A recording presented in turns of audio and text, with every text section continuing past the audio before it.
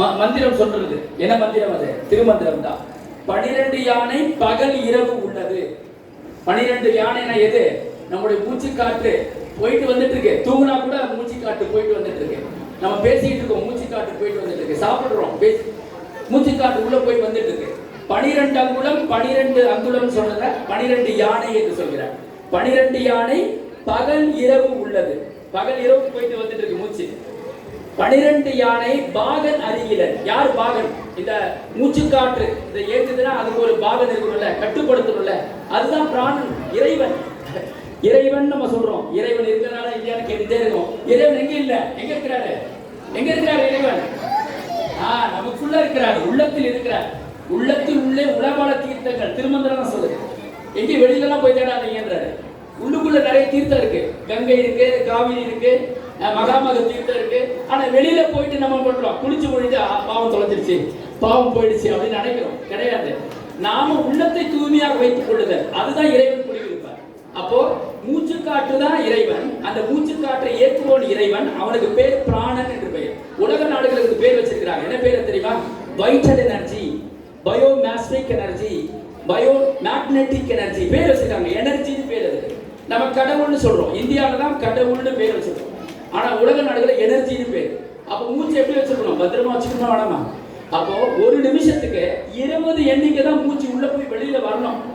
நீங்க வச்சு பாத்தீங்கன்னா தெரியும். ஒரு நிமிஷத்துக்கு அதிகமா போயிட்டு வந்ததுன்னா நம்மளுடைய ஆயுள் குறையுது. ஞாபகம் வச்சுக்கணும். 20 எண்ணிக்கைக்குள்ள இருக்கணும். 20 எண்ணிக்கை குறைஞ்சு போனா பரவாயில்ல, அதிகமாக கூடாது. அப்ப மூச்சு காற்றினுடைய அளவு அற்புதமா ஐயா அவர்கள் பெரம்பூர்ல இருந்து வந்திருக்காங்க. அற்புதமா 84 வயது ஐயா அவர்கள் சொன்னாங்க. அற்புதமா சொன்னாங்க. 90 எண்ணிக்கை மூச்சு காற்றை உள்ளே இழுத்து நிறுத்துவேன் என்று சொன்னார். பலத்தை பாராட்டு சொல்லணும். 84 வயதுல மூச்சு காற்றை 90 எண்ணிக்கை உள்ளே நிறுத்துவாராம். கும்பகம் என்ற பெயர். உள்ளே நிறுத்துவதற்கு பேர் என்ன? கும்பகம். கும்பம் என்று திருமூலர் சொல்றார். கும்பகம் அல்லது கும்பம் ரெண்டு ஒண்ணுதான். ரேஷகம் மூச்சு காற்றை உள்ளிழுத்த. சரிங்களா? அப்ப மூச்சு காற்றுக்கு பவர் இருக்கு. நம்ம நினைச்சிட்டு இருக்கோம் ஆசனான்றோம். ஆசனாலே மூச்சு காற்று இருக்கிறது. பண்ணும்போது மூச்சு பயிற்சியோடு தான் நடக்குது. நாம் அதை கவனிக்க வேண்டும். மூச்சு பயிற்சியோடு தான் ஆசனங்கள் செய்ய வேண்டும். அதனால எல்லாத்துலயுமே கவனம் இருக்கணும். மூச்சு காற்றை கவனித்தால் நம் வாழ்க்கையில வெற்றி அடையலாம். மூச்சு காற்று முக்கியமான பங்கு வகிக்கிறது. அதனால நம்ம எல்லாரும் என்ன பண்ணணும்? மூச்சு காற்றை கவனிப்பதே ஒரு முதல் பயிற்சி. கௌதம புத்தர் எல்லாருக்கும் தெரியுமா? புத்தரை எல்லாருக்கும் தெரியும். 2600 ஆண்டுகளுக்கு முன் வாழ்ந்தவர். அவரை எல்லாரும் சந்திக்க வருவாங்க. எல்லாருமே இப்போ எத்தனை பேர் சந்திக்க வராங்க? பெரிய மகான்கள் எல்லாம் சந்திக்கிற மாதிரி அந்த காலத்துல ஏதாவது பிரச்சனைனா அவர்கிட்ட போவாங்க. என்ன என்ன பிரச்சனை போவாங்க. அவர் வாழ்நாள் முழுவதும் கிட்டத்தட்ட 83 ஆண்டுகள் வாழ்ந்தார். எத்தனை ஆண்டுகள்? 83 ஆண்டுகள் வாழ்ந்தார். 83 ஆண்டுகள்லையும் அவர் 22, 24 வயதுக்கு அப்புறம் தான் அவர் அந்த உலக வாழ்க்கையிலிருந்து விடுபட்டு என்ன பண்ணாரு? இந்த உலகத்தினுடைய ஒரு உன்னதமான நிலையை அடைவதற்கு வெளியில வந்தார். அப்போ 24 வயசுக்கு அப்புறம் தான். அப்போ அவர் வாழ்நாள் முழுவதும் ஒரு விஷயத்த சொல்லிட்டு இருந்தார். ஒரே ஒரு விஷயம் தான் சொன்னார். 2 விஷயமா அதை சொன்னார். ஒரு விஷயம் புரியலன்னா இன்னொரு விஷயம் சொல்லுவார். என்ன விஷயம் சொல்ற தெரியுமா? இருக்காது. கௌதம புத்தர் மற்றவங்களுக்கு 2 விஷயம் தான் திரும்ப திரும்ப சொல்வார். அதை தவிர்த்து வேற எந்த போதனையும் செய்யல. யாருக்கா தெரியுமா? ஆசைப்படக்கூடாதா? மகிழ்ச்சி. பலத்தை பாராட்டுங்க. அது ஒரு கருத்து. மகிழ்ச்சி. இன்னும் ஒருத்தர் சொல்லிருக்கு, நானே சொல்றேன். யாரா சொல்ல முடியுமா? இன்னும் புத்தர் நிறைய போதனைகள் செய்தார். அதில் ஆசைப்படக்கூடாதுன்னு சொன்னார். அற்புதம். அடுத்து என்ன சொன்னார்? அமைதியா இருக்கணும். பலத்தை பாராட்டுங்க. ஐயா ஏதோ சொல்ல வந்தார். ஐயா சொல்லுங்க. அன்பே கடவுள். பலத்தை பாராட்டுங்க. இது எல்லாமே கருத்துக்கள் உள்ளடக்கியதான் கௌதம புத்தர். அதுல ஒரு கருத்து, முக்கியமான கருத்து, மூச்சை கவனியுங்கள். என்ன சொன்னாரு? மூச்சை கவனியுங்கள். ஏதாவது பிரச்சனை வந்ததா கண்ணை மூடி உட்காருங்க. பிரச்சனைக்கு வெளியில இருந்து சிந்தியுங்கள். சொன்னவர் யாரு? கௌதம புத்தர். வேற யாருமே சொல்லல. முதலில் சிந்தித்தவர் யாரு? கௌதம புத்தர் தான். அதுக்கப்புறம் நிறைய பேர் சிந்திக்க ஆரம்பிச்சிட்டாங்க. அதுக்கு முன்னாடி திருமந்திரத்துல இருக்கு. மண்மனம் எங்குண்டு வாயுவும் அங்குண்டு. திருமந்திரம் சொல்கிறது. மனசை பத்தி பேசியிருக்காரு. யாரு? திருமந்திரம் பேசியிருக்கிறார். அப்போ மூச்சை கவனித்தல் தான் முதல்ல பேசப்பட்டது. போதனை என்னது? மூச்சை கவனிக்கணும். பிரச்சனை வந்ததா? பிரச்சனையை கவனிக்காதீங்க. பிரச்சனையை என்னன்னு பார்க்கணும். கண்ணை மூடி பார்க்கணுமா? எதனால வந்தது? ஏன் வந்தது? யாரால வந்தது? பிரச்சனை யாரால வருது? இன்னொருத்தரால வருதா? ஃபர்ஸ்ட் நாம தான் reason. First person, second person, third person, அப்புறம் தான் ஃபர்ஸ்ட் பர்சன் யாரு? நாம தான். நாம தப்பிக்க கூடாதுல்ல. நான் ஒண்ணும் பண்ணுங்க எல்லாம் நடந்துச்சுங்க அப்படின்வாங்க. அப்போ பிரச்சனைங்கிறது எது? நீங்க நினைக்கிற விஷயம் தான் பிரச்சனை. அது பிரச்சனை நினைச்சதான் பிரச்சனை. ஆனால் அதை ஏற்றுக்கொள்ளக்கூடிய மனப்பக்குவம், அக்செப்டன்ஸ். அது பேர் என்ன? ஏற்றுக்கொள்ளுதல், அக்செப்டன்ஸ். எதை ஏத்துக்கிறோம்? தப்ப ஒத்துக்கணும். ஒத்துக்கலாமா வேணாமா? தப்ப ஒத்துக்கிட்டா பிரச்சனை இல்லை. தப்ப ஏத்துக்காம ஒரு பெரிய டீம் இருக்கு, ஐடி கம்பெனில பெரிய டீம் லீடர்ஸ் இருக்காங்க. ஒரு ப்ராஜெக்ட் ஒர்க் நடக்குது. அந்த டீம் லீடர் வந்து லீவ் போட்டார். 2 வாரம் லீவு, ஏதோ ரீசன். 3வது வாரம் ப்ராஜெக்ட் சப்மிட் பண்ணணும். பிரச்சனை ஆயிடுச்சு. டீம் லீடர் தான் கொஸ்டின் கேட்குறாங்க. அவர் என்ன சொல்றாரு? 2 வாரம் நான் லீவ் போட்டேன் அப்படின்னு சொல்லிட்டு விட்டுருவாங்களா? சொல்லுங்க. சம்பளத்தை கட் பண்ணுவாங்க, அது ரைட்டு. அப்புறம் என்ன பண்ணுவாங்க? வெளில அனுப்பிச்சுடுவாங்க. அப்ப அந்த 2 வாரத்துக்கான விஷயத்தை யார் பண்ணணும்? அந்த டீம்ல இருக்கிறவங்க பண்ண வைக்கணும். அப்ப அந்த 2 வீக்ஸ் லீவ் போட்டா பாத்தீங்களா, அதுக்கான பொறுப்பு யார் எடுத்துக்கிறாங்க? அந்த குழுக்கள் இருக்கிறவங்க சரியா செய்யணும். செய்யணுமா வேணாமா? அப்ப தலைமை பண்புங்கிறது முக்கியம். இதையும் திருமூலர் சொல்றார். திருமூலர் சொல்லாத எதுவுமே இல்லை. தலைமை பண்பு, தலைமை பண்பு எல்லாருக்குமே இருக்கணும். அப்ப ஐயா சொன்னார்ல, அமைதியா இருங்க, மத்தவங்க தொந்தரவு பண்ணாம இருங்க சொன்னாங்க இல்லையா? சத்தம் வரக்கூடாது, மத்தவங்களுக்கு டிஸ்டர்பன்ஸ் இருக்கக்கூடாது. அப்ப மன அமைதியா இருந்தா மட்டும்தான் சிந்திக்க முடியும். மன அமைதியா இருந்தா மட்டும்தான் நம்ம வளர முடியும். நம்ம வளரும்போது மற்றவங்க வளருவாங்க. அப்ப மன அமைதி முக்கியமா வேணாமா? மன அமைதி வேணுமா வேணாமா? அப்ப பிரச்சனைங்கிறது எங்க இருக்கு? வெளியில இல்ல, நாம தான் காரணம். அப்ப அந்த பிரச்சனையை அறிதல் எப்படி? மூச்சை கவனித்தல். மூச்சை கவனித்தல் நேரத்தில் மூச்சை கவனிச்சுட்டே இருக்கீங்க. கவனிச்சுட்டே இருந்த உடனே மனம் வந்து தெளிவடைஞ்சிருது. அப்ப தீர்மானம் எடுக்கிறோம்ல, டிசிஷன் மேக்கிங் குவாலிட்டி அப்ப சரியாயிடும். அப்ப நம்ம எடுக்கக்கூடிய தீர்மானம் தெளிவா இருக்கும். அவசரத்துல தீர்மானம் எடுக்க முடியாது. கோவத்துல பேசுறீங்க சொல்லுவாங்களா, ரொம்ப கோவம் வந்துச்சுங்க, என்ன பண்றதுன்னு தெரியல, கோவத்துல பேசிட்டேங்க அப்படின்னா. கோவமே வரக்கூடாது. யோகால இருக்கிறவங்க கோவம் வருமா? வரக்கூடாது. ரொம்ப அமைதியா இருக்கணும். எதிர்கொள்ளக்கூடிய சக்தி இருக்கணும். அதுதான் யோகா வரும். யோகா பயிற்சிகள் செய்யணும். மனம் அமைதிக்கு புரியுதா? ஏதாவது சந்தேகம் இருக்கா? அதாவது நாம மனதை கட்டுப்படுத்தல ரொம்ப கஷ்டப்பட வேணாம். அதுக்கும் திருமந்திரம் இருக்கு. என்ன சொல்றாரு? அஞ்சும் அடக்கு அடக்கு என்பார் அறிவினார். நம்ம கண்ட்ரோல் பண்றேன்னு சொல்றாரு, தப்பு பண்றாரு. யார்? திருமூலர் சொல்றாரு. அஞ்சும் அடங்கா அமரரும் அங்கு இல்லை. அவங்க அடங்குனாங்களே கிடையாது. அமரர் அடங்கி இருக்காங்க. அமரர்னா யாரு? தேவர்கள். அவங்க எத்தனை தப்பு பண்ணிருக்காங்க, கதை தெரியுமா தெரியாதா? அப்போ தேவர்களே தவறு செய்திருக்கிறார்கள். அஞ்சும் அடங்கில் அசேதனமா. அடங்கினா அசேதனம்ன்றாரு. அசேதனம்னா என்ன பொருள்? ஜடம் என்று சொல்கிறார். ஒரு ஜடத்தை வேணா நீங்க சேர் இருக்கு, சேருக்கு உயிர் இல்ல, அது அப்படியே தான் இருக்கும். அது வந்து மூவ்மெண்ட் இருக்காது. நம்ம மூவ் பண்ணாதான் மூவ் ஆகும். ஜடமா நம்ம அடக்கிறதுக்கு. அப்ப நம்ம ஜடம் கிடையாது. அப்ப உயிர் பொருள். அப்ப எப்படி அடக்கணும்? அறிவு அறிந்தேனே. அஞ்சும் அடங்கா அறிவு அறிந்தேன். அது அடக்காமலே அறிவே அறிந்தேன். அந்த நாலேஜ் நான் பெற்று விட்டேன் என்று சொல்கிறார். யார் சொல்றாரு? திருமூலர் சொல்றாரு. அப்ப எப்ப வரும்? சிந்திக்கிறோம்னு அர்த்தம். அப்ப சிந்தனை தான் இறைவன். யார் சொல்றாரு? மகாகவி பாரதியார் என்ன சொல்றாரு? அறிவே தெய்வம் சொல்றாரா இல்லையா? மகாகவி பாரதியார் என்ன சொல்றாரு? அறிவே தெய்வம். தெய்வம் எங்க இல்ல, அறிவுல தான் தெய்வம் இருக்கு. அறிவுனா என்ன அர்த்தம்? திருக்குறள்ல விடை கிடைக்குது. அறிவுனா என்ன? அறிவு அட்டம் காக்கும் கருவி. கேடயம் நம்ம பாதுகாக்குது. அறிவினால் ஆகுவதுண்டோ பிரிதின் நோய் தன்னோய் போல் போற்றாக்கடை. மற்றவங்க கஷ்டத்தையும் நாம எடுத்துக்கிட்டா அதுதான் அறிவுன்றார். மற்றவங்க கஷ்டம் பண்றாங்க, நம்ம உதவி செய்யறோம். அந்த மாதிரி அறிவு இருக்கணும்ன்றாரு. கஷ்டமே படக்கூடாதுன்றாரு. உலகத்துல கஷ்டம் இருக்கா? இல்ல. மற்றவங்க கஷ்டத்தை நீங்க எடுத்துக்கொண்டால் அதுதான் பூரண அறிவு, தூய அறிவு. அப்படிப்பட்ட அறிவு தான் சொல்றாரு அறிவுன்னு சொல்றாரு. அந்த அறிவுங்கிறது எங்க இருக்கு? நம்ம கிட்ட தான் இருக்கு. நம்ம சிந்திக்கிறோம். அப்ப சிந்தனை செய்தால் படி உண்டா? இருக்கா? சிந்தனை செய் மனமே, செய்தால் தீவினை அகற்றிடுவேன். சிவகாமி சண்முகனை பாட்டு இருக்கா இல்லையா? எல்லாத்துலயும் அறிவை பத்தி சொல்லிட்டு இருக்காங்க. அப்ப யோகம்ங்கிறது எதுல இருக்கு? தனியா இல்ல. யோகம் நம்முடைய வாழ்வியலோட இருக்கிறது. யோகம் நாம பயிற்சி செய்கிறதுல யோகம் இருக்கிறது. நம்முடைய எண்ணங்களில் யோகம் இருக்கிறது. நாம் செய்கிற செயல்களில் யோகம் இருக்கிறது. அதை நாம் தெளிவாக சிந்திக்க வேண்டும். அப்ப அந்த அறிவு இருந்தா என்ன பண்ண முடியும்? தவறு நடக்காது. தவறு வருமா? நிச்சயமா வராது. அப்ப அறிவோடு சிந்தித்தல் அப்படிங்கிறது முக்கியம். திருமூலர் திருமந்திரத்தோடு நான் நிறைவு செய்கிறேன். சொல்லலாம், பேசலாம், நேரம் இருக்கு. திருமூலர் திருமந்திரத்தில் அற்புதமா அறிவை பத்தி சொல்ற. அறிவு அறிவு என்று அரட்டும் உலகம். அறிவு அறியாமை யாரும் அறியார். அறிவு அறியாமை கடந்து அறிவானால் அறிவு அறியாமை அழகியவாறு. பாருங்க, அறிவு அறியாமை வச்சு ஒரு திருமந்திரம் சொல்றாரு. நிறைய சொல்றாரு திருமந்திரம். அறிவுனா என்ன சொல்ல முடியுமா?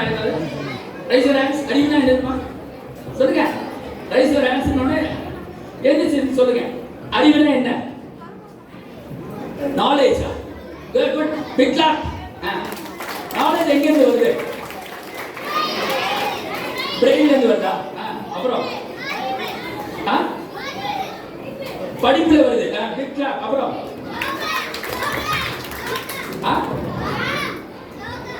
யோகால வருதா? Big clap. உங்களுக்கு தெரிஞ்ச கருத்துக்கெல்லாம் சொல்லிட்டே இருக்கு. அப்புறம் அது எங்க வருது? தியானத்துல வருது.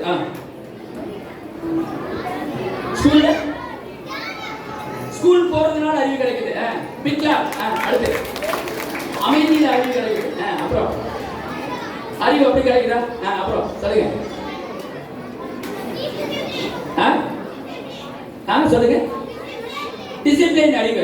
அப்புறம் நெக்ஸ்ட் எக்ஸ்பீரியன்ஸ். யார் சொன்னது? எக்ஸ்பீரியன்ஸ் சொன்னீங்களா? Good good. Big clap. Experience. நிறைய விஷயம் தெரிஞ்சு வச்சிருக்கீங்க அறிவை பத்தி. அப்புறம் வேற அறிவு சொல்லுங்க. ரெஸ்பெக்ட் கொடுக்கறதுனால அறிவு இருக்கா? அப்புறம் அடுத்து சொல்லுங்க. அது மாதிரி வந்திருக்கு. திருக்குறள் தான் இப்ப பேசியிருக்கோம். ஆமா சொல்லுங்க. லிசன் பண்றதுல அறிவு வந்து. Big clap. அறிவுக்கு இவ்வளவு விளக்கம் கொடுத்தீங்கல்ல. அடுத்த கேள்வி, அறியாமைன்னா என்ன? அறியாத விஷயத்தை அறியாமன்றோம். ரொம்ப சிம்பிளா சொல்லிட்டீங்க. அப்புறம் அறியாத விஷயங்கள் அறியாமை. அப்புறம் சொல்லுங்க. வேற என்ன வெளியே சொல்ல முடியும்? அறியாமைனா என்ன? நம்ம திரும்ப திரும்ப அதே விடைதான் வருதா? தெரியாத விஷயத்துல அறியாமை. நானே சொல்லிடுறேன். இது வந்து யார் சொல்றது? திருமூலர் சொல்றாரு. அறிவு அறியாமை அப்படின்னு சொல்றாரு. எது சொல்றாரு? அறிவு அறிவு என்று அரட்டும் உலகம். ரொம்ப அலட்டிக்கிறாங்க. இதை கத்துக்க போறேன், அதை கத்துக்க போறேன், இதை போய் தெரிஞ்சுக்கிட்டேன், அதை போய் தெரிஞ்சுக்கிட்டேன்னு சொல்லிட்டு இருக்காங்க. இன்னும் தெரிஞ்சுக்க வேண்டியது எவ்வளவு இருக்கு? நிறைய இருக்கு. அறிவு அறியாமை யாரும் அறியாது. ரெண்டுக்கும் வித்தியாசம் தெரியவே இல்லைன்றார். அறிவுக்கும் வித்தியாசம் தெரியல, அறியாமைக்கும் வித்தியாசம் தெரியல. அறிவு அறியாமை கடந்து அறிவானா. ரெண்டுத்துக்கு தாசி ஒரு விஷயம் இருக்கின்றார். என்ன விஷயம் அது? அதான் கேட்கிறார், நம்மளதான் கேட்கிறார். அறிவு அறியாமை தவிர்த்து ஒரு அறிவு இருக்கின்றார். அது என்ன அறிவு? திறமையா? அப்புறம் வேற அவர் சொல்ற விட என்ன? டிசிப்ளின். அப்புறம் நான் எதிர்பார்த்தது வரலையே. நாலேஜ் இல்ல, அதுதான் அறிவுன்னு சொல்றமே. அது தவிர்த்து என்ன இருக்கு அறிவு? யோகமா? இல்ல. அப்புறம் என்னமா? முயற்சி. முயற்சி. படிப்பா? இல்ல, எல்லாமே அறிவுல வந்துருது. அனுபவ அறிவு எல்லாமே.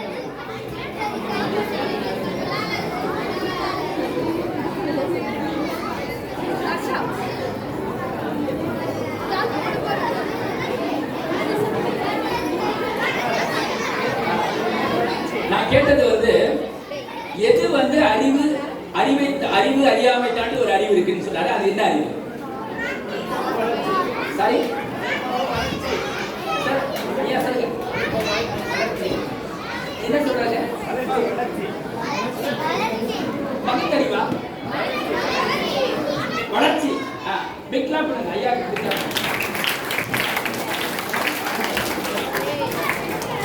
அதுக்கு அற்புதமான வரி என்ன தெரியுமா? திருக்குறள் இருக்கு. யார் இது சொன்னது? திருக்குறள் அற்புதமா ஐயா அவர்கள் சொன்ன மாதிரி வளர்ச்சின்னு சொன்னாரு. அது மாதிரி அது வந்து என்ன சொல்றாரு அப்படின்னா, அற்புதமான திருக்குறள் வானறிவன் சொல்றாரு. திருக்குறள் என்ன சொல்றாரு? வானறிவன், தூய அறிவு. என்ன பேர் இருக்கு? அறிவு அறியாமை கடந்த அறிவானா. அது வந்து எப்படிப்பட்ட அறிவா இருக்கணும்? தூய அறிவா இருக்கணும். நீங்க நினைக்கிற படிப்பறிவு அனுபவ அறிவு இல்ல, அதை தாண்டி ஒரு அறிவு இருக்கு. அந்த தூய அறிவு தான் இறைவன். யார் அவரு? இறைவன். கடவுள் வாழ்த்து 10 குறளையும் படிச்சு பார்க்கணும். நம்ம கடவுள் எப்படிப்பட்டவர் அப்படின்னு சொல்றாரு. யார் சொல்றாரு? வள்ளுவர் சொல்றாரு. வேண்டுதல் வேண்டாமை இலான் அடி சேர்ந்தார்க்கு யாண்டும் இடும்பை இல. யாருக்கெல்லாம் துன்பம் வராது? விருப்பு வெறுப்பற்ற பாதங்களை தொடரணும். அப்படிப்பட்ட பெரியவங்க, அப்படிப்பட்ட மகான்கள், அப்படிப்பட்டவங்க நாம என்ன பண்ணணும்? பாதத்தை தொட்ட துன்பம் வராது. கற்றதனால் ஆயவயன் என்கொள் வாளறிவன் நற்றால் தொழாரெனி. வாளறிவன் எப்போ வருது? நிறைய படிச்சாச்சு, நிறைய பதவிகள்லாம் வந்து வகிச்சாச்சு, நமக்கு நிறைய புகழ் வந்துருச்சு. அதுக்கப்புறம் அவர் வந்து உலகத்தை மதிக்கல, மனிதர்களை மதிக்கலன்னா அந்த அறிவு பயன்படுமா? அந்த அறிவு பயன்படுமா? பயன்படாது. வாளறிவன் அப்படின்னா என்ன அர்த்தம்? தூய அறிவுடையவர்களை பாதத்தை தொழ வேண்டும். அப்ப யார் அந்த அறிவுக்கு? அறிவு அறியாமை கடந்து என்ன அறிவு இருக்கு? தூய அறிவு. அது பேர் என்ன?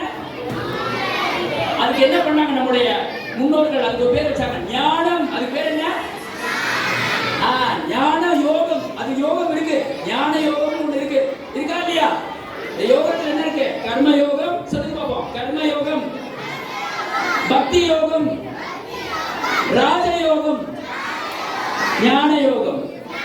ஞானம்ங்கிறது வார்த்தை இல்ல, ஞானமும் அறிவு தான் சொல்றோம். ஆனா என்ன வித்தியாசம் இருக்கு? தூய அறிவு. என்ன தூய அறிவு? விருப்பு வெறுப்பு இல்லாத அறிவு, எதிர்பார்ப்பு இல்லாதது, இன்பம் துன்பத்துக்கு அப்பாற்பட்டது. அதுதான் அறிவு. பாருங்க, திருமந்திரத்தை எடுத்தீங்கன்னா படிச்சுட்டே போகலாம். அதை ஆய்வு செய்து கொண்டிருக்கிறேன், அதனால சொல்ல முடியுது. அது இன்னொரு திருமந்திரம், அற்புதமான திருமந்திரம், சொல்லிக்கொண்டே போகலாம். நேரம் இருந்தா சொல்லலாம், பேசலாமா? அற்புதமா சொல்றாரு, யாருக்கு துன்பம் வராது. திருமூலர் சொல்றார், யாருக்கெல்லாம் துன்பம் வராது? எல்லாருக்கும் துன்பமே இல்லை. சார் மகிழ்ச்சியா இருக்க, கை தூக்குங்க. தூக்குறாங்க பாருங்க, பெரியவங்க தூக்குறாங்க பாருங்க. யோகா யோகா மாஸ்டர்ஸ் மகிழ்ச்சியா இருக்காங்களாமே. அங்கே பசங்க தூக்குறாங்க. மகிழ்ச்சி மகிழ்ச்சி. Big clap, big clap. எல்லாருக்கும் நல்ல குழந்தைக்காரர் கேட்கணும். மகிழ்ச்சியா இருக்கேன், நான் மகிழ்ச்சியா இருக்கேன். நான் முன்னாடியே சொல்லிட்டேன், என்னோட திருமந்திரத்திலே சொல்லியாச்சு. என்னை இறைவன் நன்றாக படைத்தனன், தன்னை நன்றாக தமிழ் செய்யுமாறு. ஏற்கனவே மகிழ்ச்சியா இருக்கேன். Children, listen. அதாவது ஒவ்வொன்றுமே பொக்கிஷம். பொக்கிஷத்தை நம்ம பாதுகாக்கணும். ஆனா இங்க வந்து நமக்கு இலவசமா கிடைக்கிறதுனால நிறைய குழந்தைங்களை நீங்க பக்கத்துல இருக்க பெரியவங்க இந்த குழந்தைங்களை கொஞ்சம் கண்ட்ரோல் பண்ணுங்க. ஸோ மிகப்பெரிய ஒரு அற்புதமான ஒரு ஞானமான விஷயம் தான் நம்ம பேசிட்டு இருக்கோம். ஸோ பேசுறாங்கன்னா அதை கண்ட்ரோல் பண்ணிட்டு ஜஸ்ட் அதை வாட்ச் பண்ணுங்க. நிறைய பேர் ரெக்கார்ட்லாம் பண்றாங்க. ஸோ அதை சைலண்டா இருந்தால் நல்லா இருக்கும். அதெல்லாம் சொன்ன, பேச்சை குறைத்து மூச்சை வளர்த்து சொன்னேன். அதை அதன்படியே நம்ம கண்டிப்பா இந்த நிறைவு செய்வோம். அமைதியாக உட்காந்து நல்லா இருக்கும். தேங்க்யூ. அப்போ நாம வந்து எல்லாருமே நீங்க கவனிச்சீங்களா? நம்ம சொன்ன விஷயங்கள் புரிஞ்சுதா? இந்த யோக முறைகள் புரிஞ்சுதா? யோக முறைகள் புரிஞ்சுதா? என்னென்ன யோகம்? கர்ம யோகம், பக்தி யோகம், ராஜ யோகம், ஞான யோகம். புரிஞ்சுதா? அப்ப இந்த யோக முறைகள்லாம் முதல்ல நம்ம புரிஞ்சுக்கணும். சரிங்களா? அது புரிஞ்சிருச்சுன்னா நம்ம பண்ணலாம். அதே நேரத்தில் நான் ஒரு கேள்வி கேட்டேன், அதுக்கு அற்புதமா எல்லாரும் கை தூக்குனாங்க. மகிழ்ச்சியா இருக்கிறோம் அப்படின்னு சொன்னாங்க. மகிழ்ச்சி எல்லாருக்குமே இருக்கு, ஆனா கண்டுபிடிக்கணும். எல்லாருக்குமே மகிழ்ச்சி இருக்கு, ஆனா கொஞ்சம் பேர் தான் தூக்குனாங்க கையை. எல்லார்ட்டையும் மகிழ்ச்சி இருக்கு. எப்ப மகிழ்ச்சி இருக்குன்றது திருமூலர் சொல்றாரு. அதுக்கப்புறம் அதை விளக்கம் கொடுக்கலாம். நான் சொல்றதை திருப்பி எல்லாருமே கவனிக்கணும். அந்த திருமந்திரம் அற்புதமான திருமந்திரம். ஒடுங்கி நிலை பெற்ற உத்தமர் உள்ளம். யாருக்கு மகிழ்ச்சி என்று சொல்றாரு? ஒடுங்கி நிலை பெற்ற உத்தமர் உள்ளம் நடுங்குவதில்லை, நமனும் அங்கில்லை. ஒடுங்கி நிலை பெற்ற உத்தமர் உள்ளம் நடுங்குவதில்லை, நமனும் அங்கில்லை. அற்புதமான வரிகள். ஒடுங்கி நேரத்தினா ஒடுங்கி போறதுன்னு அர்த்தம் மீனிங் இல்லை. எளிமையாக வாழ்பவர்கள், ரொம்ப தன்னடக்கத்தோடு இருப்பவர்கள், நேர்மையாக இருப்பவர்கள், பண்புள்ளவர்கள், அவர்கள் யாருங்க? சான்றோர்கள். ஒடுங்கி நிலை பெற்ற உத்தமர் உள்ளம். அப்படிப்பட்டவங்க யாரு? உத்தமர்கள். அதாவது ஒடுங்கி நிலை பெற்ற உத்தமர் உள்ளம் நடுங்குவதில்லை. அவங்களுக்கு எப்பவுமே நடுக்கமே இருக்காது. யாரை பத்தி கவலைப்பட மாட்டாங்க, தைரியமா இருப்பாங்க. ஒடுங்கி நிலை பெற்ற உத்தமனும் நடுங்குவதில்லை, நமனும் அங்கில்லை. எவனே வரமாட்டான். உயிர் போகவே போகாது, உயிர் எடுக்கவே முடியாது. ஏன்னா உத்தமனா இருக்காரு, எந்த கட்டப்படலும் இல்லை, தூய எண்ணம் இருக்கு, உயர்ந்த எண்ணம் இருக்கு, மற்றவங்க உதவி செய்கிற எண்ணம் இருக்கு. அப்படி வந்து யமனே போக மாட்டார், யமனை வந்து பிடிக்க மாட்டார், உயிர் எடுக்க முடியாது. நமனும் அங்கு இல்லை, இடும்பையும் இல்லை, துன்பம் கிடையாது. இரவு ராப்பகல் இல்லை, பகலும் கிடையாது இரவும் கிடையாது, எப்பவுமே துன்பம், மகிழ்ச்சியா இருப்பாங்க. அற்புதமா சொன்னாங்க, குழந்தைங்கலாம் மகிழ்ச்சியா தான் இருக்கணும். இப்ப போய் பாடம் படிப்பு மார்க்கு அப்படின்னு சொல்லிட்டு ரொம்ப அழுத்தத்துல இருக்கிறோம். அது கிடையாது. எவ்வளவு வருடம் படிக்கலாம். படிப்புக்கு வந்து எல்லையே இல்லை. கல்வி கரையில கற்பவன் நாசன்னு நாலடி சொல்லுது. கல்வி கரை இல்லாதது, படிச்சுட்டே போகலாம். இப்பயும் படிச்சு பேர் மார்க் எடுக்கணும்னு நினைக்கிறோம். இந்த டேர்ம்ல 40 வாங்கணும்னு நினைக்கிறோம். அப்படி இருக்கக்கூடாது.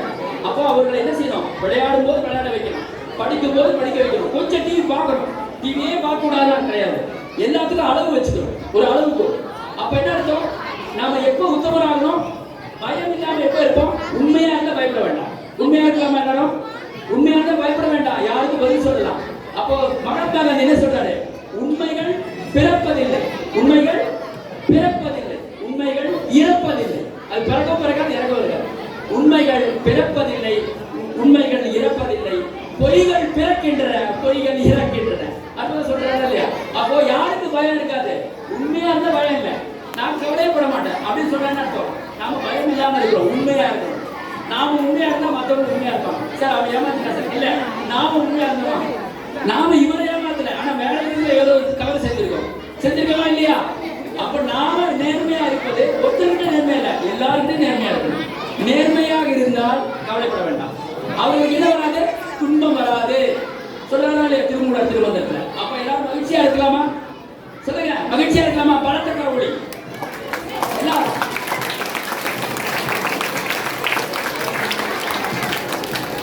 சரி, இப்போ கவனிங்க. கர்மயோகம் சொன்னமா இல்லையா? எல்லாம் கவனிச்சிக்கலாம். கர்மயோகம் அப்படின்னா என்ன? கர்மயோகம்னா என்ன? என்ன கர்மயோகம் என்ன? தெளிவா சொல்லு. கர்மயோகம் தெளிவா எழுந்திருச்சு சொல்லு. Stand up and speak. அப்பதான் அழகா சொல்லுங்க. உட்கார்ந்து சொன்னா தெரியும். கர்மயோகம் என்ன? கர்மம் அப்படின்னா செயல். கர்மம், கர்ம யோகம்னா செயல் அர்த்தம். கர்மம்னா செயல் அர்த்தம். கர்மம் என்ன? செயல். அது எப்படி செய்யணும்? ஆத்மார்த்தமா செய்யணும். எப்படி செய்யணும்? மனசை ஒன்றி செய்யணும், ஒருமைப்பாட்டோட செய்யணும். அதான் கர்மயோகம். ஒருமைப்பாட்டோட செய்யணும். செய்யணுமா வேணாமா? அப்படி செஞ்சா அது பேர் என்ன? கர்மயோகம். எதிர்பார்ப்பு இருக்கக்கூடாது. இப்ப நம்ம என்ன பண்றோம்? எல்லாருமே பயிற்சி பண்ணி வந்தாச்சு, போட்டியில கலந்துட்டோம். பரிசு நமக்கு வரணுமா வரமாட்டேன்? நமக்கு வரும் நிச்சயமா. முயற்சி தான் செஞ்சிருக்கோம், பலனை எதிர்பார்க்க வேண்டாம். வரும், டெஃபினட்டா வரும். நம்ம என்ன எஃபர்ட் போடுறோம் நிச்சயமா வரும். ஆனா ரொம்ப எதிர்பார்க்க கூடாது. திடீர்னு வரணும் என்ன பண்ணுவோம்? வரலையே, பிரைஸ் வரலையே அப்படின்னு ஃபீல் பண்ணுவோமா இல்லையா? அப்ப எதிர்பார்ப்பு இருக்கக்கூடாது, ஆனா வேலை செய்யணும். நிச்சயமா நடக்கும். பன்மடங்கு முயற்சி பண்ணணும். முயற்சி என்ன பண்ணக்கூடாது? விடக்கூடாது. முயற்சி திருவினையாக்கும். முயற்சி இன்மை புகுத்தி விடும். வள்ளுவர் சொல்றாரு இல்லையா? முயற்சி என்ன பண்ணோம்? திருவினையாக்கும்ன்றாரு. திருவினைன்னு சொல்றாரு. எல்லாத்துக்கும் திரு போடுவோமா? திருவினை மரியாதை பொருள். திருங்கிற விஷயம் என்ன பண்றாரு? வினைக்கு திரு போடுறாரு. திரு வினைன்னு சொல்றாரு. செயலுக்கு ஒரு திரு போடுறாரு, மரியாதை கொடுறாரு. திரு அப்படின்னு அர்த்தம். செயலுக்கு ஒரு மரியாதை கொடுக்குறாரு. அப்ப முயற்சி பண்றது நிறுத்தக்கூடாது யாருமே. இந்த வருஷம் நம்ம ஜெயிக்கல, பரவாயில்ல, அடுத்த வருஷம். இந்த வருஷம் 5th பிளேஸ் வந்திருக்கும், அடுத்த வருஷம் ஃபர்ஸ்ட் வரும் அப்படின்னு முயற்சி எடுக்கணும். இந்த தடவை வரவே இல்லை, பரவாயில்ல, முயற்சி என்ன நிச்சயமா பண்ணலாம் அப்படின்னு முயற்சி செய்யணும். முயற்சி என்ன பண்ணணும்? செய்யணும். அப்போ முயற்சி செய்யணும், ஆத்மார்த்தமா செய்யணும். எப்படி செய்யணும்? ஆத்மார்த்தமா செய்யணும். மனதை ஒன்றி செய்யணும், மன ஒருமைப்பாட்டோட செய்யணும். அப்படி செய்தா என்ன நடக்கும்? அதுதான் கர்ம யோகம். அது பேர் என்ன? எதிர்பார்ப்பு இல்லாம செய்யணும். எல்லாரும் என்ன பண்ணணும்? வேலைக்கு போகணும், சம்பளம் வருமா சார்? சம்பளம் வராம போயிடுமான்னு கேட்க கூடாது. சம்பளம் வரும், அதை தாண்டி வரும். எப்போ வரும்? அந்த வேலையை ஒன்றி செய்பவர்கள்.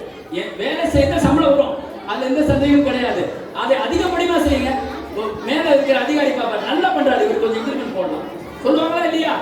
ஐயா நான் வேலை செஞ்சிருக்கேன், 30 வருஷமா வேலை செய்யறேன் சார் ஒரு கம்பெனில, ஒன்றும் பெருசா இன்கிரிமெண்டே போடல சார் அப்படின்னு சொல்லுவாங்க. அப்படி கிடையாது. நாம இன்னும் என்ன புதுசா யோசிக்கிறோம். நான் சொல்லட்டுமா? KK நகர் எல்லாருக்கும் தெரியுமா? KK நகர் எங்க இருக்கு? சென்னையில இருக்க KK நகர். சரி, அங்க ஒரு சாதாரண அடுக்குமாடி குடியிருப்புல இருந்தவர் ஒருத்தர். சொல்லிட்டே வரேன், ஒரு கதையை தெரிஞ்சுக்கணும். அவங்க எப்படிப்பட்டவரா இருந்தாலும் இப்போ எப்படி இருக்காரு? அடுக்குமாடி குடியிருப்புல அப்பா ஒரு தனியார் நிறுவனத்தில் பணிபுரிந்தார். இவர் இன்ஜினியரிங் தான் படிச்சிருக்காரு. படிச்சு முடிச்சுட்டு அமெரிக்கா போயிட்டார். யார் அவரு? KK நகர்ல இருந்தவர் அமெரிக்கா போயிட்டார். அமெரிக்கால போனவர் என்ன பண்ணாரு? அங்க அவர் படிச்சது இன்ஜினியரிங் தான். அப்போ அப்பதான் டெவலப் ஆகுது, கம்ப்யூட்டர் டெவலப் ஆகுது. அப்ப என்ன பண்றாரு? அங்க போய் லேர்ன் பண்றாரு, MBA படிக்கிறார். அங்க என்ன பண்றாரு? MBA படிக்கிறார். அங்க கம்ப்யூட்டர் சயின்ஸ் அது சம்பந்தமா படிக்கிறார். அவர் நிறைய ஒர்க் பண்றாரு. அவர் நிறைய வாய்ப்புகள்லாம் வருது, ஒர்க் பண்ணிட்டு இருக்காரு. கம்ப்யூட்டர் ரிலேட்டடா ஒர்க் பண்றாரு. ஒரு பெரிய நிறுவனம் 1000 பேர் ஒர்க் பண்றாங்க. எத்தனை பேரு? அங்க போய் இன்டர்வியூ அட்டெண்ட் பண்றாரு. அட்டெண்ட் பண்ணோன்னா அவருக்கு ஒரு போஸ்டிங் கொடுக்குறாங்க, ஒரு சின்ன போஸ்டிங் கொடுக்குறாங்க. அதுக்கப்புறம் அந்த போஸ்டிங்ல அவர் நிலை நிறுத்தப்படுறாரு. அங்க இருக்கக்கூடிய அந்த ப்ராடக்ட், கம்ப்யூட்டர் ப்ராடக்ட் இருக்குல்ல நம்ம சொல்றோம்ல, அதெல்லாம் மார்க்கெட் பண்றாரு. அவர் நல்லா பேசுறாரு. 1000 பேர்ல தலைவர் ஆயிட்டாரு. இப்போ 1000 பேருக்கு 1000 பேர்ல ஒருத்தரா இருந்தாரு. இப்போ 1000 பேர்ல அவர் தலைவர் ஆயிட்டார். எங்க இருந்தாரு? அங்க சென்னையில KK நகர் சாதாரண அடுக்குமாடி குடியிருப்புல இருந்தவர். இப்ப எங்க இருக்காரு அவரு? அவர் யார்? அவர் யார்? அவர் யார்? அவரு யாரு? யார சொன்னீங்க? யாரு? யார முன்னாடி சொன்னீங்க? இல்ல இல்ல யார் யார் சொன்னது? சுந்தர் பிச்சை அவர்கள். கடமை செய்யணும், கடமையை சரியா செய்யணும். நீங்க செஞ்சுட்டே இருங்க, விடை கிடைக்கும். 15 வருஷத்துக்கு கூட கிடைக்கலாம், 20 வருஷத்துக்கு கூட கிடைக்கலாம். ஆனா முயற்சி மட்டும் விடக்கூடாது, கடமை செய்யறது நிறுத்தக்கூடாது. புரியுதுங்களா? கர்மயோகம்னா இதான் கர்மயோகம். நம்ம செஞ்சுட்டே இருக்கோம். அவர் என்ன பண்ணாங்க தெரியுமா? கூகுள் நிறுவனத்துல இருந்து விலைக்கு வாங்கினாங்க. நீங்க வந்துருங்க, இதை விட ஜாஸ்தி சம்பளம் தரும். அவர் போக விரும்பல. இது வளர்ச்சிக்காக நான் தொடக்கத்தில் இருந்த நிறுவனம் இது. இப்ப எல்லாரும் என்ன பண்றோம்? இப்போ சென்னையில் இருக்கிறவங்களா ஒரு ஐடி கம்பெனி நின்று இன்னொரு கம்பெனியில ஜாஸ்தி கொடுத்தா போயிடுறோமா இல்லையா? S R no? அவர் என்ன சொன்னாரு? நான் தொடங்கிய நிறுவனம், நான் இந்த நிறுவனத்தில் நான் பணிபுரிந்தேன். இது நான் விசுவாசமா இருக்க விரும்பல. நீங்க எவ்வளவு டாலர் கொடுத்தாலும் வரமாட்டேன். இந்த கூகுள் நிறுவனத்திலே இருப்பேன் சொன்னார். இப்பொழுது அவர் உயர் பதவியில் இருக்கார். Big lot. கர்ம யோகத்துக்கு உதாரணம் என்னன்னா, வேலை பண்ணிட்டே இருக்கணும். ஐயோ வேலை பண்ணுமே அப்படின்னு சொல்லிட்டு போனீங்கன்னா வேலை நடக்காது. நம்முடைய வேலையை வித்தியாசமாக யோசிக்க வேண்டும். அவர் யோசிச்சார், அதான் முக்கியம். அவர் படிச்சது இன்ஜினியரிங், ஆனா அவருடைய பொறுப்பு பாத்தீங்கன்னா கம்ப்யூட்டர் துறையில. இன்னைக்கு நம்ம கூகுள்ல என்ன வேணாலும் பண்ண முடியுது பாருங்க. கூகுள் ப்ராடக்ட்னு சொல்றோமே, அதை யார் மார்க்கெட் பண்ணுது? யார் பண்ணது மார்க்கெட்? சுந்தர் பிச்சை அவர்கள் தான் அதிகமா மார்க்கெட் பண்ணாங்க. அதனால அவருக்கு இப்போ உயர் பதவி கொடுத்துருக்காங்க. அவருக்கு எத்தனை பேர் வேலை செய்யறாங்க? 1000 பேர் வேலை பண்றாங்க. அப்போ எப்படிப்பட்ட ஒரு தமிழ், இங்க இருந்து போனவர் தான் தமிழர் தான், இங்க இருந்து போனவர் தான். சொந்த ஊர் மதுரையா இருந்தாலும் சென்னையில தான் அவர் இருந்தார். புரிஞ்சுங்களா? எல்லாம் புரிஞ்சுதா? அப்ப கர்மயோகத்துக்கு உதாரணம் புரிஞ்சுதா? சமீப உதாரணம் தான் சொல்ல முடியும், நிறைய உதாரணம் சொல்லலாம். சரி, அடுத்து சொல்லலாம். பக்தி யோகம் சொல்லலாமா? பக்தி என்னமா சொல்லுங்க. நானே பேசிட்டு இருக்கேன், யாராவது பேசுறீங்களா? நீங்களே பேசக்கூடாது, என்கிட்ட பேசுங்க. சொல்லுங்க. பக்தினா என்ன? நான் கேட்கறது என்ன திருப்பி கேட்கிறேன். பக்தினா என்ன சொல்லுமா? பக்தினா என்னமா? தேவதையா பக்தி? அப்புறம் சொல்லுங்க. நம்பிக்கை பக்தி. பக்திக்கு நம்பிக்கை சொன்னார். நம்பிக்கை என்ன? பக்தி பக்தி செலுத்துறோம். நம்பிக்கை, கடவுள் இருக்கிறாரா இல்லையா? நம்பிக்கை, பிலீவ் தி சிஸ்டம். ஒத்துக்கிறீங்களா? நம்பிக்கை. எத்தனை வருஷமா நம்பிக்கை? 50,000 ஆண்டுகளா? சொல்ல முடியல. இப்போ 5000 வருஷம் சொல்றோம், அதுக்கு முன்னாடியே இருக்கு. 50,000 வருஷமா நம்பிக்கை இருக்கு. என்ன நம்பிக்கை இருக்கு? கடவுள் நம்பிக்கை இருக்கு, பக்தி இருக்கு, இல்லைன்னு சொல்ல முடியாது. 2ஆம் நூற்றாண்டு வரைக்கும் பக்தி இலக்கியம் கொஞ்சம் அப்படியே இருந்தது. அப்புறம் வளர்ந்துச்சு. 6ஆம் நூற்றாண்டுல இருந்து அதிகமா வளர ஆரம்பிச்சிச்சு. பாத்தீங்களா? அதனால என்ன சொல்றேன்? பக்திங்கிறது நம்பிக்கை. அப்புறம் வேற பக்தினா வேற என்ன சொல்லலாம்? வேற சீக்கிரம் சொல்லுங்க, நான் ஆன்சர் சொல்லுறேன். பணிவா இருக்கிறது பக்தி. குட். பிக்லா பணிவா இருக்கு. பக்தியா இருந்தா பணிவு. நான் பக்தியா இருக்கேன்னு வெளியில வெளிக்காட்டக்கூடாது. பக்தியை வெளிக்காட்டுறதா? அடையாளப்படுத்துவதா பக்தி? கிடையாது. அடையாளப்படுத்துவதா? இல்ல. நமக்குள்ள இருக்கிற பக்தி வெளியில அடையாளப்படுத்த வேண்டாம். அமைதியா இருந்தாலே போதும், பணிவா இருந்தா போதும். பணிவு. அப்புறம் பக்தி அமைதியா இருக்குதா? பக்திங்கிறது அமைதி. அப்போ பக்தி அப்படின்னு சொன்னா என்ன பொருள்? பக்தி என்ன அர்த்தம்? நம்பிக்கை. அற்புதமான விடை. பக்தி யோகம் அப்படின்னா என்ன அர்த்தம்னா, எல்லாம் கவனிக்கிறீங்களா? எஸ், கவனிக்கிறீங்களா? பக்தி செலுத்தணும், எதிர்பார்ப்பு இல்லாம செலுத்தணும். எல்லாரும் எதிர்பார்ப்பு இல்லாம செலுத்துறோமா? கடவுளுக்கு என்ன வேண்டும்? இதை செஞ்சா இத்தனை தேங்காய் உடைக்கிறேன் சொல்றோமா இல்லையா? இல்ல காது குத்துறேன், ஒட்டை அடிக்க போறேன்.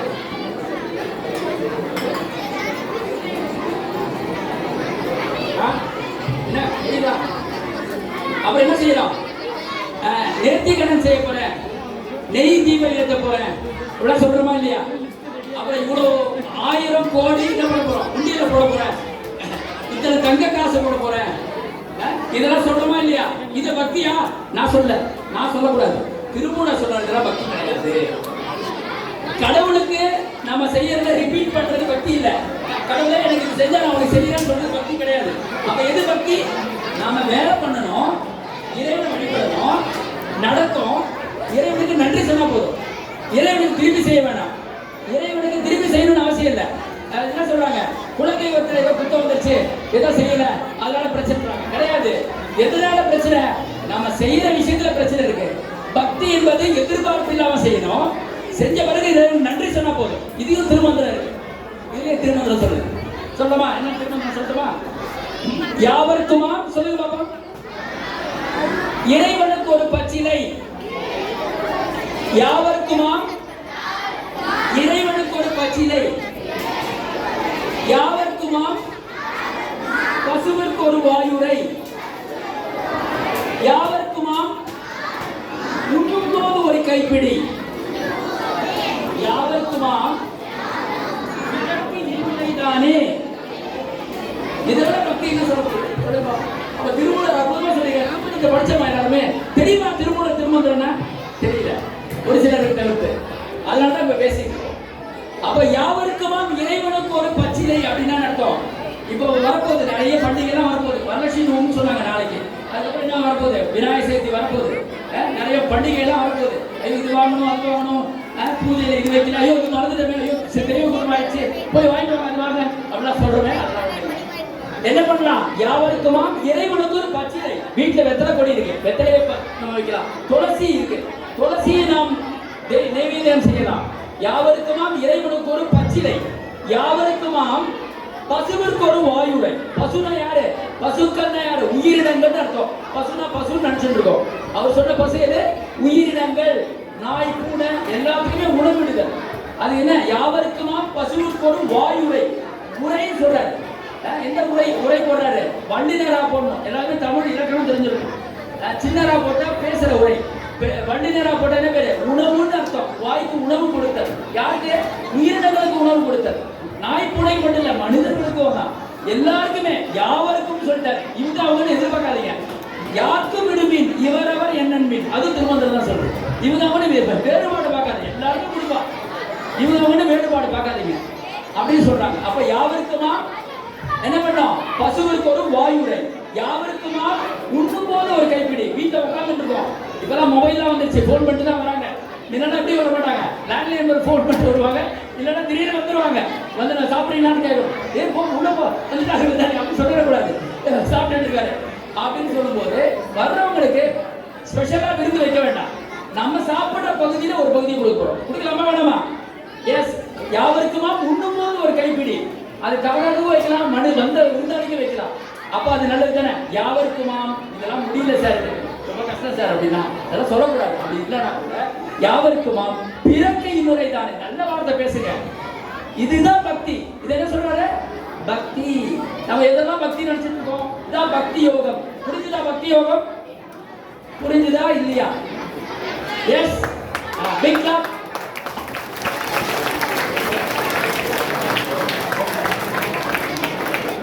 சரி, அடுத்த தலைப்பு போ. ராஜயோகம். என்ன பண்ணு அப்படின்னா என்ன தெரியுமா? யாருக்கு தெரியும்? பக்தி தான் சுத்தமா இருக்கும்.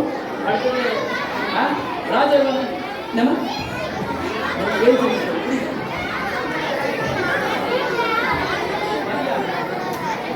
ராஜயோகம் கிங் ஆஃப் த யோகா. என்னது? அஷ்டாங்க யோகம். என்ன பேரு? இப்ப நீங்க பண்றீங்களா யோகா? அதுல இருக்க ஆசனங்கள் கூட யோகம் தானே. ராஜயோகத்துல வருது அஷ்டாங்க யோகம். அது ராஜயோகம். தெரியல சொல்லக்கூடாது.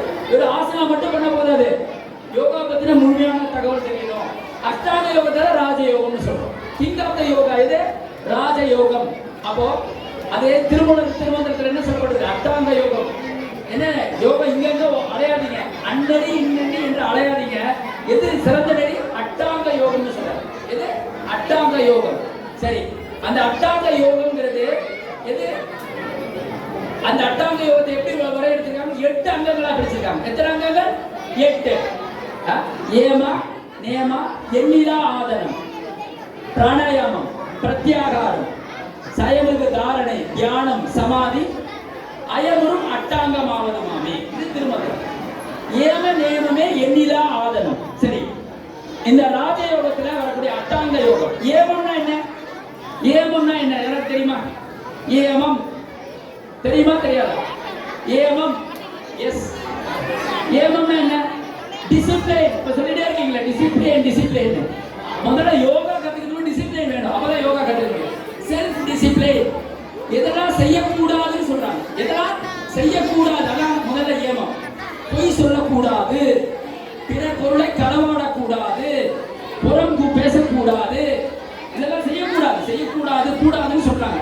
கூடாதெல்லாம் ஏமம், செல்ஃப் டிசிப்ளின். சரிங்களா? அப்புறம் நேமம் என்ன? இதெல்லாம் செய்யணும். காலையில சீக்கிரமா எழுந்திருக்கணும், இறைவனை வழிபடணும், உங்களுக்கு பிடித்த கடவுள் இயற்கை வழிபாடு செய்யணும், கட்டாயம் செய்யணும்.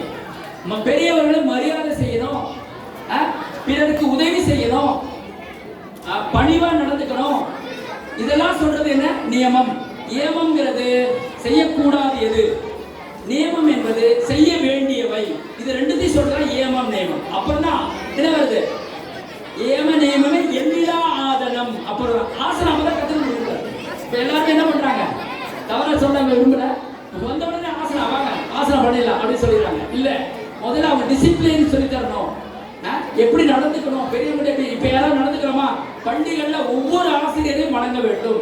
நம்ம சப்ஜெக்ட் ஆசிரியர் மட்டும் வணங்க போதாது, கிளாஸ் டீச்சரை மட்டும் வணங்கினா போதாது, மற்ற டீச்சர்ஸையும் நம்ம வணக்கம் செலுத்தணும். வெறும் ஹெட்மிஸ்டர்ஸையோ வெறும் தலைமை ஆசிரியர் பெருமக்களை வணங்கினா மட்டும் போதாது, ஒவ்வொரு ஆசிரியரையும் வணங்க வேண்டும். ஆசிரியர் மட்டுமல்ல, அங்கு பணிபுரிகிற ஒவ்வொருத்தரையும் நாம் வணங்க வேண்டும். அப்ப என்ன அர்த்தம்? ஏமம் அப்படிங்கிற ஒரு விஷயம் வரும்போது செல்ஃப் டிசிப்ளின், வணங்குதல் முக்கியமானது. புரியுதுங்களா? அப்புறம் நல்ல கவனிங்க. அப்படி வணங்கின பிறகுதான் நம்ம செய்யறோம் ஆசனங்கள் செய்ய முடியும். ஆசனங்கள் செய்யறதுக்கு என்ன பண்ணணும்? உடம்பை தயார் பண்ணணும். தயார் பண்ணணுமா வேணாமா? அப்ப உடம்பை தயார் செய்து கொள்வதற்கு வார்ம் அப் சொல்லி தராங்க. அதுக்கப்புறம் தான் நம்ம என்ன செய்யறோம்? முயற்சி பண்றோம், ஆசனங்கள் பண்ற முயற்சி எடுக்கிறோம். இந்த பயிற்சிகள்லாம் பண்ணும்போது குரு தேவை. குரு இல்லாம பண்ணிடக்கூடாது. இப்ப எல்லாம் வீடியோ வந்துருச்சு, வீடியோ மூலமா எல்லாத்தையும் கத்துக்கலாம் அப்படின்னு முடிவு பண்றாங்க. இல்ல, குரு இல்லாமல் நாம் கற்றுக்கொள்ளக்கூடாது. தெளிய குருவின் திருவருள் பெற்றால், இது திருமந்திரம் தான். எல்லாமே திருமந்திரம் தான் வாய்மொழியா வருது. தெளிய குருவின் திருவருள், தெளிய குருவோட திருவருள் இல்லாமல் எதுவும் பெற முடியாது. அவருடைய திருவருள் இருந்தால் மட்டும்தான் நமக்கு என்ன கிடைக்கும்? அந்த ஆசனங்களை நாம் கற்றுக்கொள்ள முடியும். அப்ப ஆசனங்களை கற்றுக்கொள்ள வேண்டும். அப்புறம் ஆசனங்களை கற்றுக்கொண்ட பிறகு என்ன பண்ணோம்? பிராணாயாமம், மூச்சு பயிற்சி. அது ஆசனத்தோட கனெக்ட் ஆயிருக்கு. அதனாலதான் ஒரு ஆசனம் பிராணாயாமம். எண்ணிலா ஆசனம், நயமுறு பிராணாயாமம். நயம் சொல்றாரு, பிராணாயாமத்தை நயமா பண்ணணும். அப்ப பிராணாயாமம் செய்ய வேண்டும். சரிங்களா? இப்படி அந்த பகுதி போயிட்டு இருக்கு. பிராணாயாமம் அப்புறம் என்ன பண்ணணும்? மூச்சு பயிற்சிக்கு அப்புறம் பிரத்யாகாரம். மூச்சு பயிற்சி பண்ண ஆரம்பிச்ச உடனே மனதை எவ்வாறு கட்டுப்படுத்துதல், அதான் பிரத்யாகாரம். பழக்குதல், அது பேர் என்ன? பிரத்யாகாரம் என்ன? பழக்குதல். பிரத்யாகாரம். தாரணை, பழக்கியதை செயல்படுத்துதல், ஒன்றிணைத்தல், மனதை ஒருங்கிணைத்தல். பிரத்யாகாரம், தாரணை. தியானம் என்பது அப்புறம் தான் வருது. தியானம் எடுத்தோன்னு பண்ண முடியாது. இத்தனை படிகள் கடந்தாலும் தியானம் செய்யலாம். கடைசி சமாதின்னு சொல்றாரு. சமாதினா எல்லாரும் நினைச்சிருக்காங்க இருக்கிற கல்லறை எல்லாம் சமாதி. அது கிடையாது. திருமூலர் சொல்ற சமாதி எது? சமம் பிளஸ் ஆதி. இறைவனுடைய இயற்கை நிலையோடு நாம் சமமாக இருத்தல். அது பேர் என்ன? சமாதி. சமம் பிளஸ் ஆதி, சமாதி. சமாதி என்பது கல்லறையை குறிப்பதல்ல, நம்முடைய மனநிலையும் இயற்கையும் ஒன்றிணைதல். அது பேர் என்ன? சமாதி. இத்தனை விளக்கம் கொடுத்தாதான் அட்டாங்க யோகம். இதைத்தான் என்ன சொல்றாங்க? ராஜ யோகம். இது பேர் என்ன? சத்தமா சொல்லுங்க.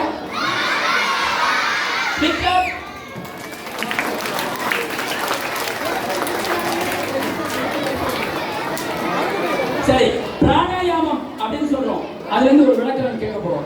பிராணாயாமம் என்றால் என்ன? விளக்கம் சொல்லுங்க. பிராணன் என்றால் என்ன? பிராணன் அப்படின்னு என்ன சொல்லுங்க. மூச்சு. அப்புறம் வேற என்ன சொல்றீங்க? யாமம்னா என்ன? யாமம் என்றால் என்ன? பிராணன் என்றால் என்ன? மூச்சு.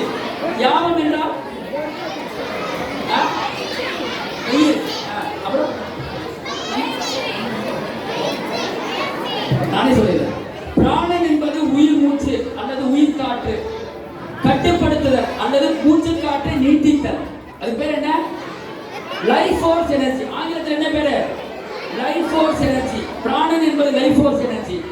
அந்த life force energy, extend our life force energy. மூச்சு காற்றை நீட்டித்தல். அது பேர் தான் பிராணாயாமம். எதுக்கு பிராணாயாமம் பண்றோம்? நம்முடைய மூச்சு காற்றை நீட்டிக்கணும். அதுக்கு தான் பிராணாயாமம் பண்றோம். புரியுதுங்களா? ரைட். அடுத்து சரி, நம்ம உடம்புக்குள்ள 10 வாயுக்கள் இருக்கு. ஏதாவது 5 வாயு முக்கியமான வாயு. என்ன வாயு? 10 வாயுக்கள் நம்ம உடம்புக்குள்ள இருக்கு.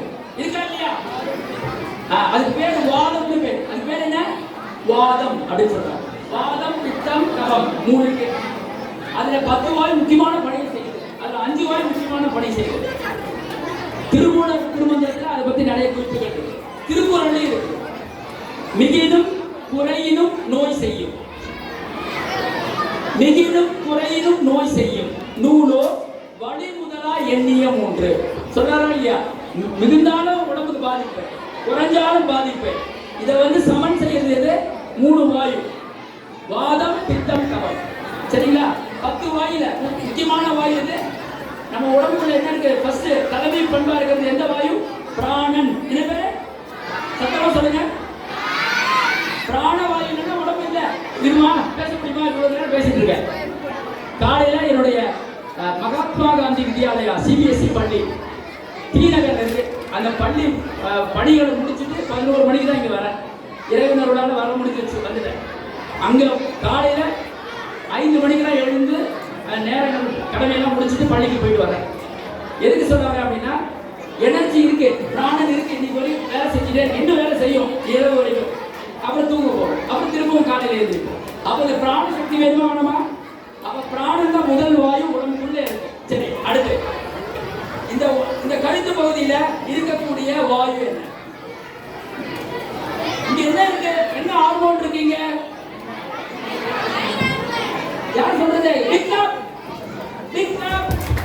Thyroid gland. இந்த தொண்டை பகுதியில் இருக்கக்கூடிய தைராய்டு கிளாண்ட்ஸ்ல ஒரு வாயு இருக்கு. அந்த வாயுவோட பெயர் என்ன?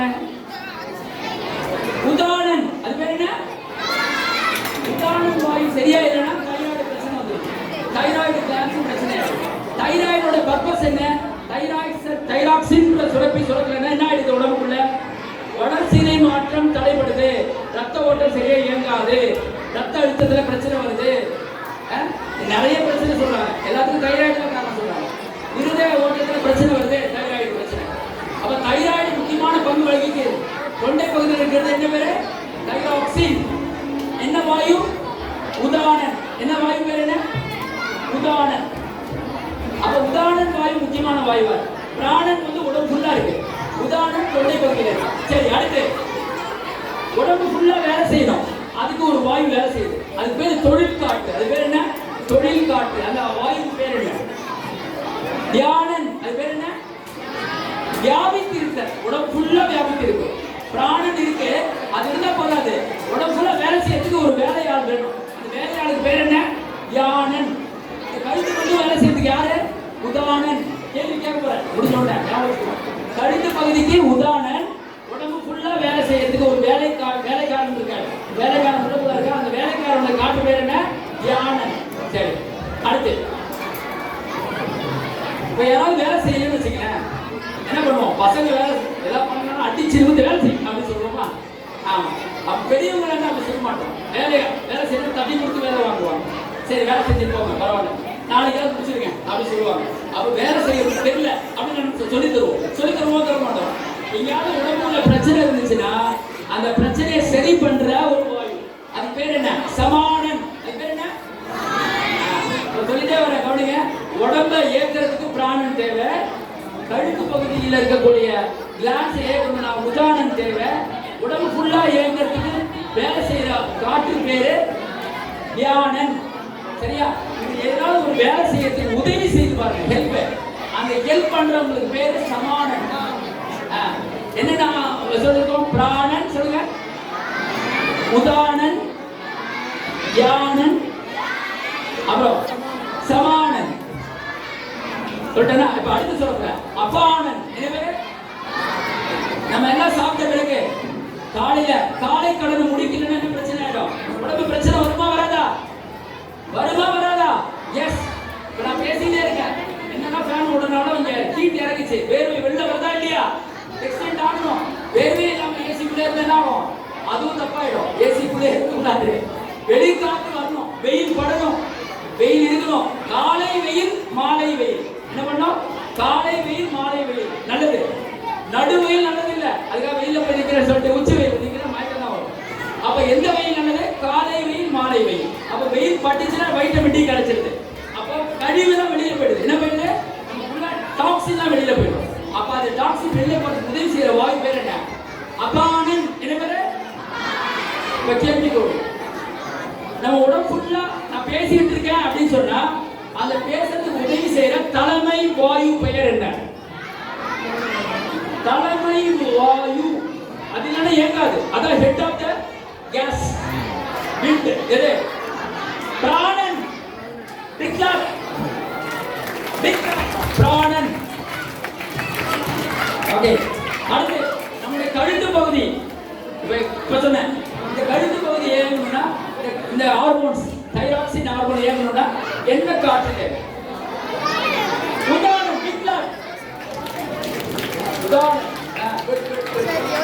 ஓகே. உடம்பு ஃபுல்லா இருக்கு. ரத்த ஓட்டம் இயங்குது, மூச்சு பயிற்சி எல்லாமே நடக்குது, ஹார்மோன்கள் வேலை செய்யுது. அதை வந்து தொழில் செய்து அது வேலை செய்யற வேலைக்காரர் காற்று, தொழில் காற்று. அது பேர் என்ன? சரி, ஏதோ ஒரு நேரத்தில் வேலை செய்யல, போய் ஹெல்ப் பண்ணுது, அதுக்கு நாலேஜ் இருக்கு. அது பேர் என்ன? சமாளம். பிக்லாட். Okay, good. நம்ம உடம்பு ஃபுல்லா இருக்கக்கூடிய கழிவுகளை வெளியேற்றுறது. அது பேர் என்ன? அபாவன். எல்லாமே இருக்கு. யோகா இருக்குங்களா? எல்லாம் படிக்கணும், படிச்சாகணும். 5 வாயு முக்கியமான வாயு. சரிங்களா? இந்த 5 வாயுக்களை நம்ம தெரிஞ்சுக்கிட்டா நம்ம என்ன செய்யலாம்? வாழ்க்கையில மகிழ்ச்சியா இருக்கலாம். இருக்கலாமா? அற்புதமா சொல்றாரு திருமூலர் தான். அற்புதமா சொல்றாரு. உள்ளத்தின் உள்ளே உளபல தீர்த்தங்கள் மெல்ல குடைந்து நின்று ஆடார். உள்ளத்தின் உள்ளே உளபல தீர்த்தங்கள் மெல்ல குடைந்து நின்று ஆடார். பள்ளம் மேடு பறந்து திரிவரை, பள்ளம் மேடு பறந்து திரிவரை, கள்ள மனமுடை கல்வியிலோரே, கள்ள மனமுடை கல்வியிலோரே. இப்படிதான் வசதி பாடுறாரு பாருங்க.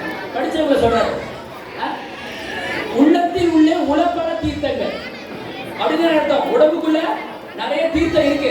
தீர்த்தம்னா என்ன அர்த்தம்? இப்படி தெளிச்சுக்கிறது தீர்த்தம். ஒத்துக்கிறீங்களா? தீர்த்தம் கொடுக்குறாங்களா இல்லையா? துளசி தீர்த்தம் கொடுக்குறாங்களா இல்லையா?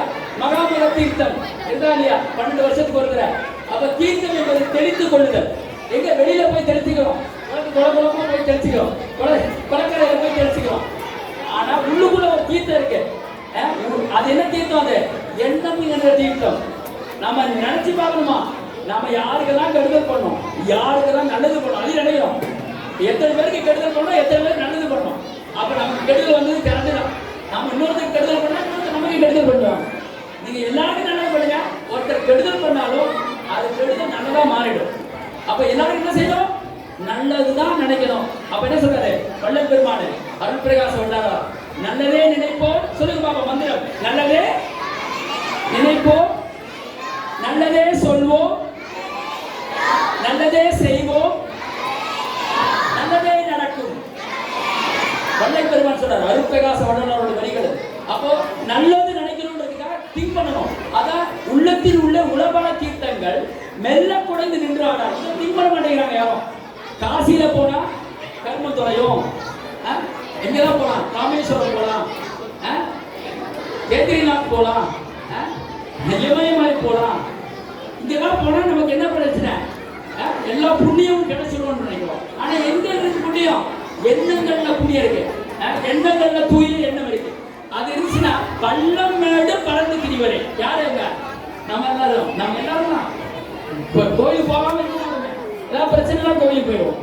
நல்லா இருக்கும் போது கோயிலுக்கு போக மாட்டோம், மறந்துடுவோம், ஞாபகம் வராது.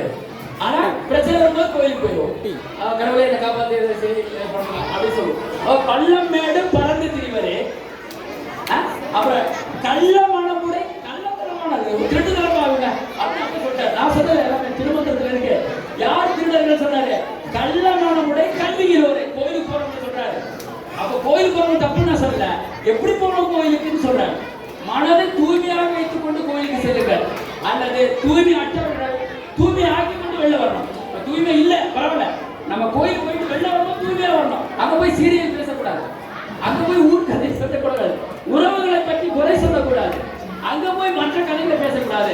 இறை வழிபாடு செய்து தூய எண்ணத்தோடு வரணும். வரணுமா? அதுதான் இந்த மந்திரம் சொல்கிறது. உள்ளத்தில் உள்ளே உளபல தீர்த்தங்கள் மெல்ல குலைந்து நின்று ஆடார். பள்ளம் மேடு பறந்து திரிவரே, கள்ள மனமுடை கல்வியிலோரே. இவங்க கல்வி இல்லாதவர்கள் சொல்றாரு, படிப்பறிவு அற்றவர்கள் சொல்றாரு. அப்ப எல்லாரும் நம்ம என்ன செய்யறோம்?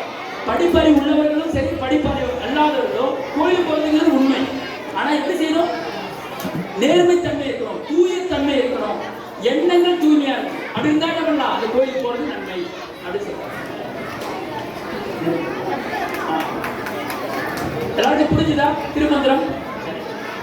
இன்னொரு திருமந்திரம். ஒவ்வொரு திருமந்திரம் ஒரு பாடம். உடம்பு இருக்குமா? உடம்பு இருக்கா இருக்கும்? உயிர் எங்க இருக்கு? உயிர் எங்க இருக்கு? உடம்புக்குள்ள இருக்கு. ஒரு திருமந்திரத்தோட நிறைவு செய்வோம். உடம்பு உயிர் ரெண்டுமே கலந்து இருந்தால்தான் நாம் வாழ்க்கையில மகிழ்ச்சியா இருக்கலாம். அப்பதான் ஞானம் நம்ம சொல்றோம்ல தூய அறிவு அது பெற முடியும். அதுக்கான ஒரு மந்திரத்தோட நிறைவு செய்வோம். எல்லாரும் திருப்பி சொல்லலாமா அந்த மந்திரத்தை? உடம்பா அழியில், உயிரா அழிவர், திடம்பட மெய்ஞானம் சேரவும் மாட்டா, உடம்பை வளர்க்கும் உபாயம் அறிந்தே உடம்பை வளர்த்தேன், உயிர் வளர்த்தேனே. அதனால உடம்பு முக்கியம், உயிர் முக்கியம். இரண்டையும் சிறப்பாக வைத்துக் கொள்வதற்கு முறையான உணவு முறை, தூய எண்ணம், பழக்க வழக்கங்கள், குருவினுடைய ஆலோசனை இவையெல்லாம் சேர்ந்தால் உடம்பை வளர்க்கலாம், உயிரை வளர்க்கலாம் என்று சொல்லி வாய்ப்பினை நிலைய அனைத்து தலைவர்களுக்கும் இந்த அங்கத்தினருக்கும் நன்றியை தெரிவித்துக் கொள்வது.